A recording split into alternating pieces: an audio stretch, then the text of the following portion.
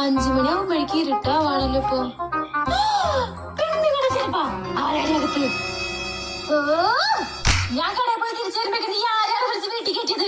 കാലമാട, Kamaraja, കാട്ടുകോഴി, കർക്കടപ്പട്ടി.